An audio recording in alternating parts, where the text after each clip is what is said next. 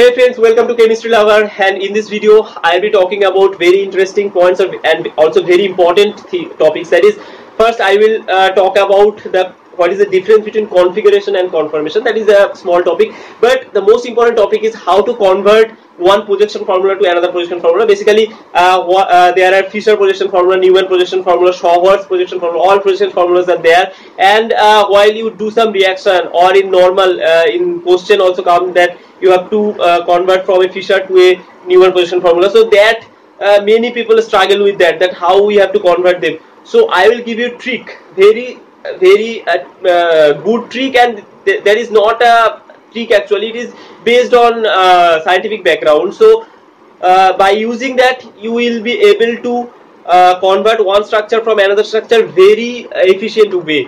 Okay, so let's start today's topic.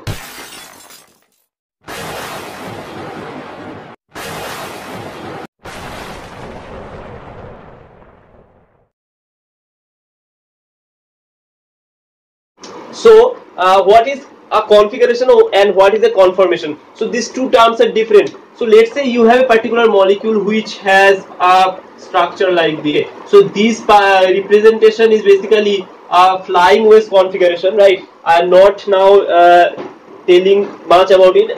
Later part in the video I will talk more about the different projection formulas, but for now you just know that this fluorine is above the plane, that is this thick line is representing above the plane, and this dotted line is representing below the plane, and iodine is below the plane. But this hydrogen and methyl, they are connected with normal line and they are on the plane, right?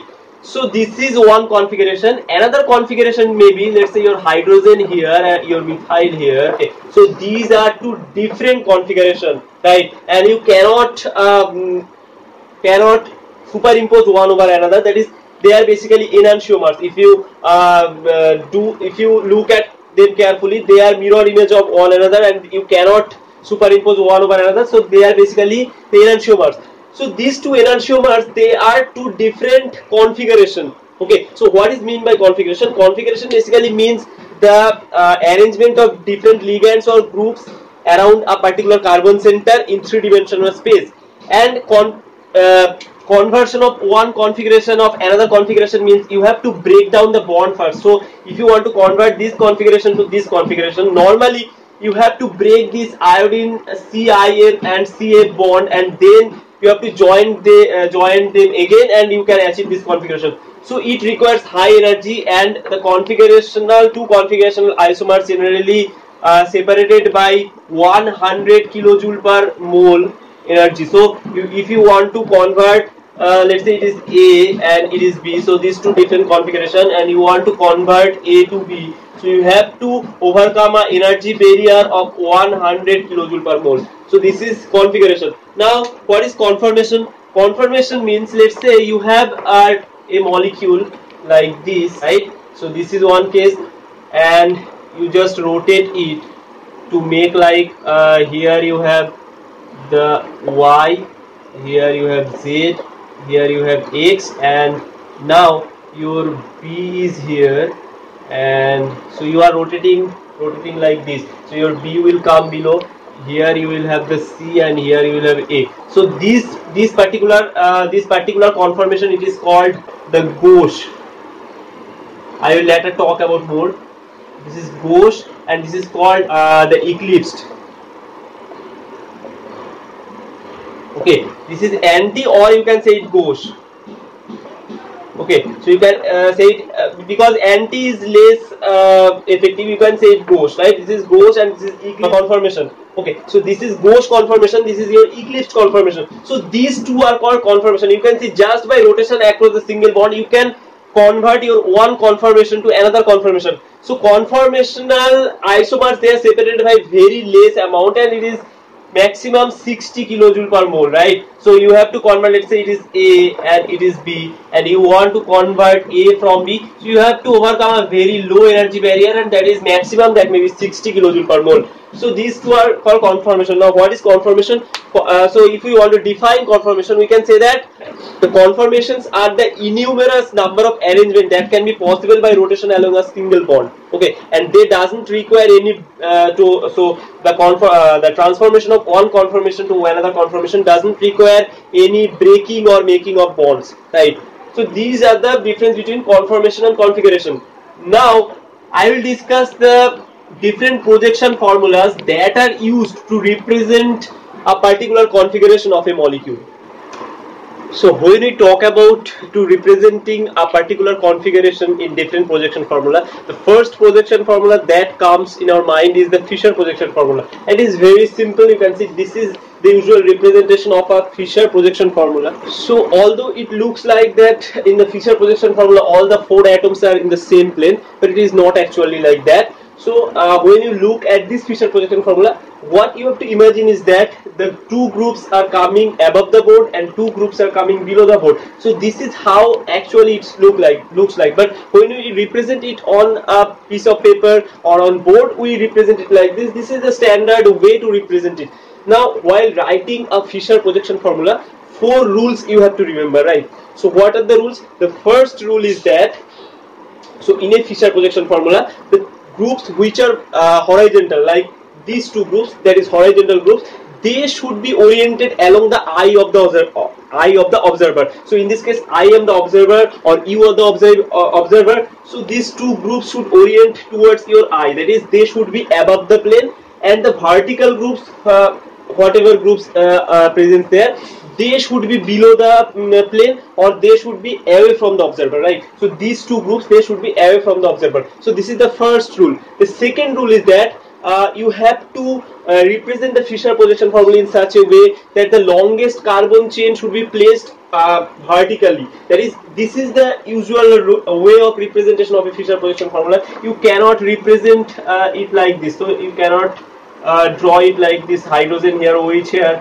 and this CH2OH group here, and CHO here. So this is not the standard way of representation of a Fischer projection formula. Although in this case also you can see the horizontal groups are oriented towards the eye of the observer, but the longest carbon chain is not vertically. But in this case, the longest carbon chain, you can see 1, 2, 3 carbons are there. So this is the longest carbon chain, and this is represented vertically. So this is the usual way of representation of Fischer projection formula. Now the third rule is that the most oxidized group should be placed at the top. So in this case you can see one is alcohol group, another is the aldehyde group. So aldehyde is most oxidized group, so that's why it should be placed in the top. You cannot place the aldehyde group below and the CH2OH group above. Although this is a correct representation, but the standard way to draw a Fischer projection formula is always you should place the most oxidized group at the top. Okay, and the third rule is that the rotation of Fischer projection formula is allowed only keeping the molecular plane intact, and the 180-degree rotation is allowed. That is, you can rotate the structure by 180 degree, keeping the molecular plane fixed to get this. Okay, so this is not the standard way, but whenever, let's say, you have to see whether 2 given molecules are homomer or enantiomer, so if you want to check out that if they superimpose or not, then you can rotate the structure. So rotation of it will give you this, but this rotation is allowed, but you cannot rotate it like, so let's say you rotate it like 180 degree by reverting the plane. That means this type of rotation, CHO, CH2OH, and you rotate it like this way. So you rotate it like this way. So that will give the hydrogen here and the OH here. So this is not the way of representation, because if you rotate like this way, what will happen? These horizontal groups will be away from the observer, which is not the correct way of representation of a Fischer projection formula. So only rotation by keeping the molecular plane intact, and 180 degree rotation is allowed. You cannot rotate it 90 degree also. So let's say you rotate it like this, like the axis is here, and you rotate it like 90 degrees. So then hydrogen will go above, and this OH will go below, and this CH2OH will come here, and CHO will come here. This rotation is also not allowed. So only this rotation is allowed. There is 180 degree and keeping the molecular plane intact. So this is all things you have to know about the Fischer projection formula. Now this is only where only one chiral center or one carbon center is there. Now this is another example of Fischer projection formula. In this case you can see two centers are there. So this is another way, another example of Fischer projection formula. Now now the question comes that what are the other projection formulas? So besides Fischer projection formula, there are three other popular projection formulas, and that are namely Newman projection formula, and your Flyboys projection formula, and the Csir-net projection formula. So when you want to convert one projection formula to another projection formula, you can do it by going through the Fischer projection formula, or you can do directly from any projection formula to any other. But for that you have to know the concept of trio and erythro nomenclature, because that will give you a shortcut, right? So what is basically trio and erythro nomenclature? So let us take these two examples. This is one example, and another one is let's say CHO group here, and another CH2OH group here. And in this case this OH is here, H is here, but in the bottom side OH is this side and H is this side.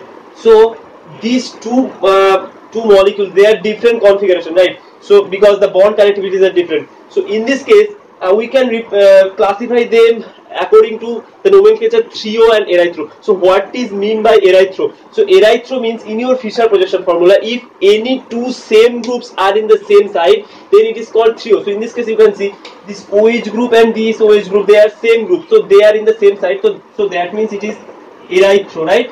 Whereas if any two different groups are in the same side, then it is called trio. So in this case you can see OH and H, they are different groups and they are in the same side, so this is called trio, right? So this is how you have to classify molecules according to their representation, whether they are in the same groups in the same side or same groups in the other side. Now what to do it with the different projection formulas? So let us first convert this particular structure. Let's say we want to convert this trio structure from Fischer to, let's say, Newman. Okay, so what is Newman projection formula? So in the Newman projection formula, the molecule is represented like this. Okay, so in this case this represent one carbon and this big circle represent another carbon. So these two carbons we can represent like this. Now we know in this particular case we know this H and OH, they are coming towards us, right? So we can put here H and here we can put OH. So this CHO group will go here, right?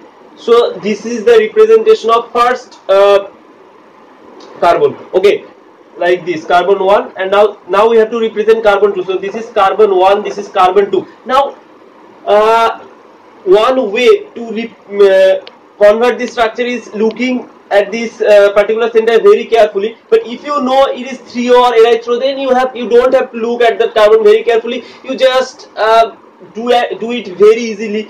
How? So in the Fischer projection formula, the trio form means two different groups are in the same side, whereas in the Newman projection formula, trio configuration means either two of the groups should be gauche and another pair should be anti, or two pairs should be anti and another pair should be gauche. So what is mean by that? So in this case you can see to make this trio configuration, you have to place the hydrogen here and this OH here and this CH2OH here, right? So you can see now what happens. These two are gauche, right? And these two are also gauche, but this is anti. So this is the trio configuration. Whereas if we want to represent this erythro configuration in the Newman projection formula, what we have to do? We can do the same thing. So the carbon number 1, the configuration is same. So that means we can place the CHO group here and this H here and this OH here. Now in the trio projection formula, what happens is that either you have to place all the groups in gauche relationship, or you have to place all the groups in the anti relationship. So let's say we want to make them anti, so then we have to place the CH2OH here, this OH here and this H here. So in this way you don't have to bother about what is the configuration of the center. Just first you have to find out whether it is erythro or trio, and according to that you want to convert, you can convert this structure from anything. So let's say we did it in the Newman projection formula. Now we let's say we want to make it flying wedge. Okay, so what we have to do, so we have to first draw the structure of the flying wedge. So this is basically the flying wedge formula.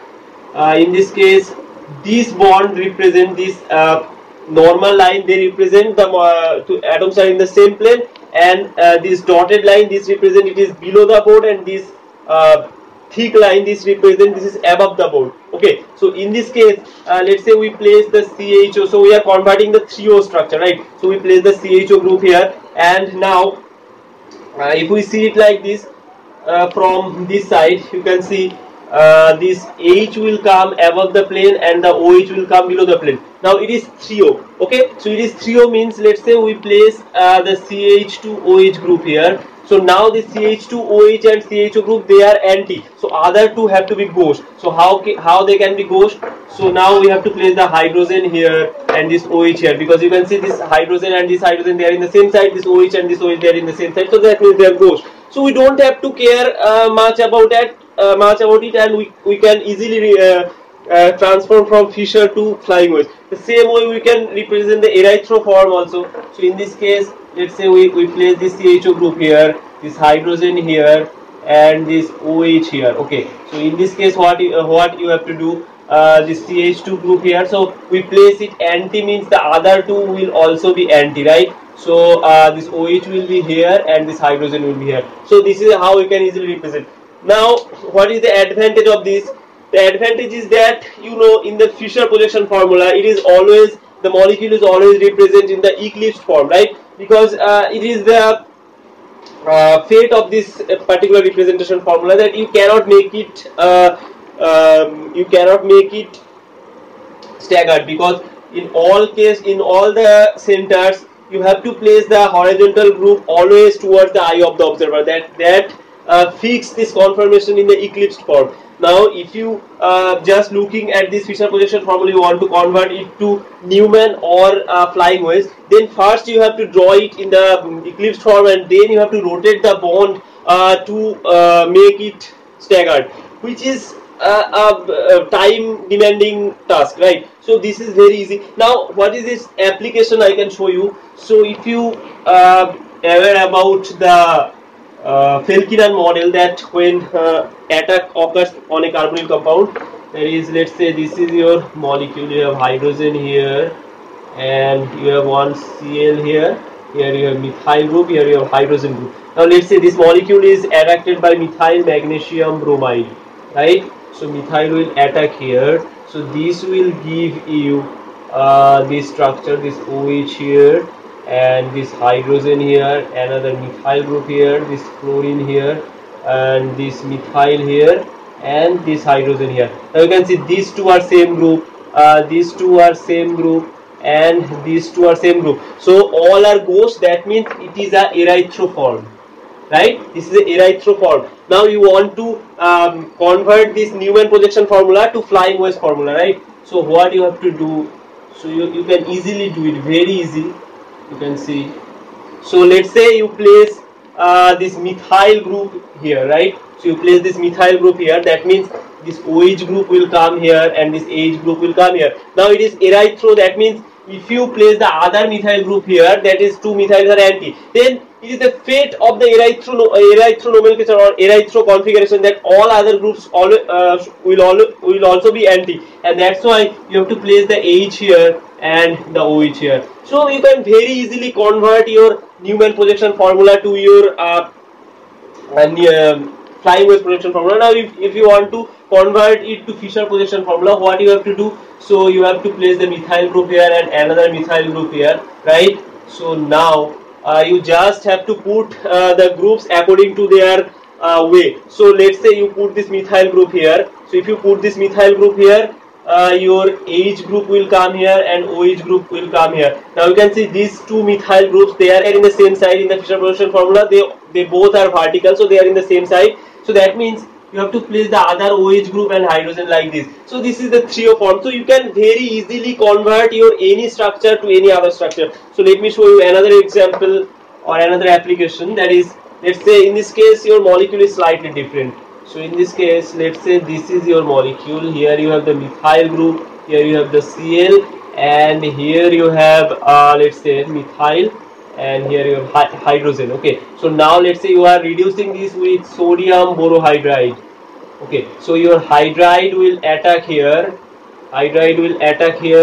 to give you this compound. So you have your hydrogen here, methyl here, here you have Cl, here you have OH, and here methyl, here another hydrogen. Now you can see this Cl and this OH are gauche, and but the other groups, the methyl and this methyl are anti, but this hydrogen and this hydrogen are gauche. So in this case, two same groups are gauche, but the another pair of same group, they are anti. So that means it is a trio, right? So it is a trio. Now if you want to make it in the flying wedge configuration, what you have to do? So let's say you put the methyl. So in this case, you can do it like this. So as the methyl is below, for your understanding, you can put it in the below. And now you can see if methyl is below, your hydrogen will be above the plane, OH will be above the plane and hydrogen will be below the plane. Now you can very easily do it. So another methyl you can place here, and now you know these two methyl you represented already it in the anti configuration, right? So if it is anti, the other two will be gauche. So that means your OH will come here and your hydrogen will come here. Okay, so this is how you can convert very easily. Now another nomenclature that is important is the DL nomenclature. So what is basically DL nomenclature? So it is used in the carbohydrate chemistry basically. So DL nomenclature is, let's say you have this configuration, CH2OH, glyceraldehyde. This is basically glyceraldehyde. This is one glyceraldehyde. Another configuration may be CH2OH and OH. Here you have H. So you can see in this particular configuration, the more polar group, so between this hydrogen and OH is more polar, and in this case the more polar group is at the right hand side, whereas in this case it is left hand side. So if the more polar group is at the right hand side, that is D, and if the more polar group is on the left hand side, that is L. Right, now this D and L has nothing to do with the small d and small l, that are different, that are dextrorotatory and levorotatory. That thing comes fully from the experimental fact, that is by observing the rotation in the polarimeter, that D and L are different. But in this case, it is an absolute configuration, that is just by looking at the structure of the molecule, you can say whether it is capital D or capital L, and it is applied for your protein, that is amino acid and carbohydrate, right, and other molecules. Okay, so these are the things. Now let us talk about so I will start the beginning of the nomenclature, that is CIP nomenclature and RS nomenclature, but I will not cover it full in this video. So what is basically RS nomenclature? So RS nomenclature is the most important nomenclature system in classifying or in giving nomenclature for organic molecule. So let's say this is your molecule you have. So this is any particular molecule, and this represents that this OH group is above the plane, this hydrogen is below the plane, and this ethyl and this methyl group, they are on the plane, right? Normal line means they are on the plane, dotted line means they are below the plane, and thick line means they are above the plane. Okay, now we have to do the nomenclature of this particular compound. So for this there are several rules, and the first rule or the 0th rule is that the near ends precedes far ends, but this rule is not applicable for the central chirality, that is basically applicable for helical chirality. And when I will discuss about the nomenclature for alene system, I will discuss that rule. Our discussion starts from the first rule, and that is you have to first fix the priority of these different groups. What is meant by priority? Priority means there is a CIP systems, Klein, Prelog, Klein, Ingold, Prelog, 3 scientists, they developed a rule, that is we have to give preference for this particular group according to that factor, and that's why you have to first arrange all these groups according to their priority. Now what is the priority rule? The first priority rule is that the atom which has highest atomic weight, that will get preference over the atom of lowest atomic weight. For example, you have two groups, one is hydrogen and one is deuterium. So deuterium will get preference over hydrogen, right? If you have carbon and nitrogen, so atomic weight of nitrogen is greater than that of carbon, so nitrogen group will get preference over carbon. So let's say for example you have methyl group, so CH3 group, and another one is NH2 group. So NH2 group will get preference over CH3 group because nitrogen has higher atomic weight than carbon. The next rule is, or the second rule for giving preference is that the group which has higher molecular weight, that will get preference over the group which has lower molecular weight. For example, let's say you have ethyl group and you have methyl group. So obviously ethyl group has higher molecular weight than methyl, and that's why ethyl group will get preference. The next rule is RR will preference over SS and R will get preference over S. So this thing will come when we have more than one stereo center in our molecule, and that things we will discuss later when we face that problems. Okay, so for this particular molecule these rules are enough. And now if we apply the rule, we can see that this oxygen has the highest molecular weight among all this, so this will be the highest priority group, so it is 1, and then the ethyl will be 2, and the methyl will be 3, and the hydrogen will be 4. It has the least priority. Okay, so we fix the priority order. Now if we place the lowest priority group away from us, so in this case you can see this dotted line means hydrogen is below the board and it is away from us. So if it is the lowest priority group is away from us, and we proceed from highest priority to the lowest priority order, so that means we proceed from 1, 2 to 3. So this is basically this. So you can see it is a anti-clockwise rotation. It is the anti-clockwise rotation. It will give us S configuration, right? Now let's say another molecule where methyl group is here and ethyl group is here. The same thing, hydrogen is here and your Wedge group is here, right? So now this is 4, this is 1, this is 2, this is 3. So in this case, if we go from highest to lowest priority, we can see 1, 2, 3. It is a clockwise rotation and it will be R configuration.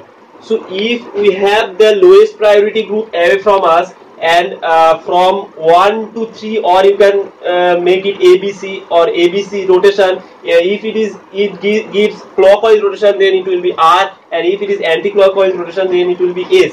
But you have to remember that in this particular system, we should always place the hydrogen or the lowest priority group that should be away from us.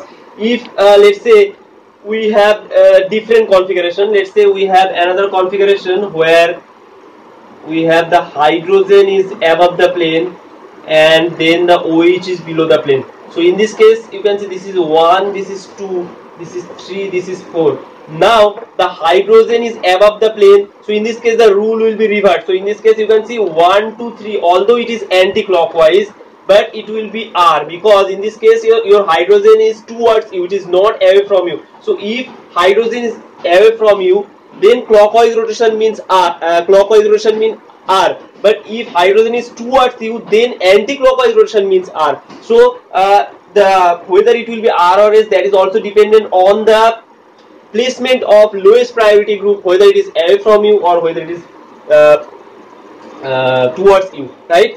So in the next video I will discuss more about this nomenclature, IS nomenclature, and complicated examples will be discussed. So if you like this video, then share this video with your friends and give a thumbs up, and if you are new in this channel, then subscribe my channel. Thank you for watching.